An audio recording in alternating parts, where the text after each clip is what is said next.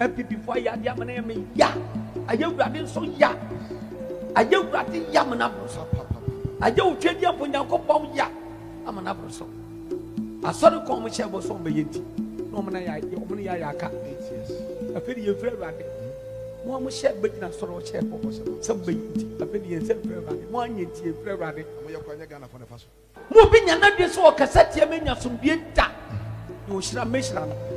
from 28 na do to me bia me to o sa me na wa ye dabi say ye die ya de papa na sa wo pray fa na me da wo pray o say ne mame a o sa me say wo na me sro nyame ye die fa.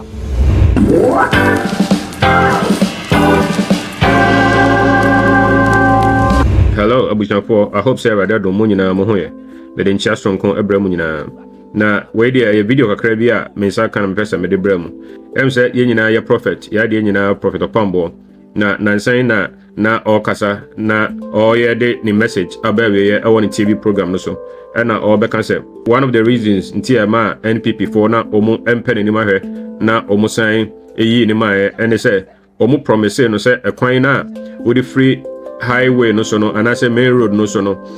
ewo ahinema kokobe no main road no ekwan na o branch ediko na sorry dem ho no Opambour krom no on say esu yam futuro na o say 8 years ago ebra NPP no mo power omo ba na sorry dem chema untumi led omo ede omo ba na sorry dem no omo be promise no say omo be ye amano omo be twa no asphalt amano na ade a ye Opambour yakra ne say o say na wasati a oye sabre no na opese auto blocks efa kwan no so na wasati a oye sabre na cement bo enru 20 Ghana mpo na NPP for ebe share no boy say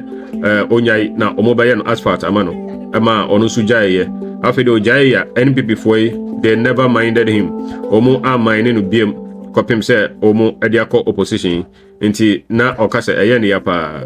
enti we ni me pese me de ebramo enti no message say obe subscribe to my channel na wa like video ya ma me na wa share na wa drop comment so na sebetimi so hit the notification bell so the bear next time bia no me upload new video on sabeka alert no menim say obe enti I want to thank you in advance. Thank you very much. Happy before ya dia mana me ya aye wurade so ya aye wurade ya mana broso aye utwedi apo nyankopon ya amana broso asori ko mo che bo so be yenti no omna ya aka 8 years afedi ye frɛ wurade mo mo she begina soro che bo so be yenti afedi ye se frɛ wurade mo anyenti ye frɛ wurade mo ye kwanya Ghana for the first so what you say na dia ya me ya de se ekwan ya de a me hyehyɛ breaks eba ba hyehyɛ na soro fie o nyina hyehyɛ na soro animo nyina nam kwan so ba me musa area wo bia one city one cement so fam na me anya kwan na mo ba mo so di fo jaye ya bia ni nya asphalt ni jaye satana cement ya 24 se 26 cities so na in 20 cities so what you say and so what you say business am 8 years ma wi afede mo si mi frɛ rapid na mo se sa so the whole Ghana, the whole world. Mo bi nya na de so okasatie me nya sombie da. De o shira me shira no. The from 28. Na do to me bia no. Me to o sa me na wa ye dabi. Say ye die ya de papa. Na sa wo pray fa na me da wo pray o say ne mame a. O sa me say wo na me sro nya me ye die fa. This sanity. The secretary ni kasa. Omonye very care. No mo ntie dia wo ka. So the man in your base say committee abase omo hwehwem they dey loose ne bae ana mpacho general secretary nankasa e TV ni radio so na not mpacho ana wo kasa say ade na esusuma asem wa mo konfo bia so din so o say asofo a me pacho party ni yi ade ma ni yi omo ya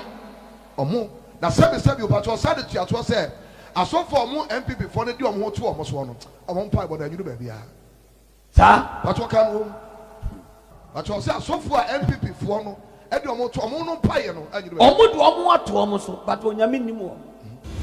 Thank you for watching. Kindly consider subscribing to my channel, hit the like button, share, drop a comment, and hit the notification bell so you could be notified anytime we post a new video. Also consider following me on other social media platforms with the same handle, BluntGhana. We hope you will do that. Thank you.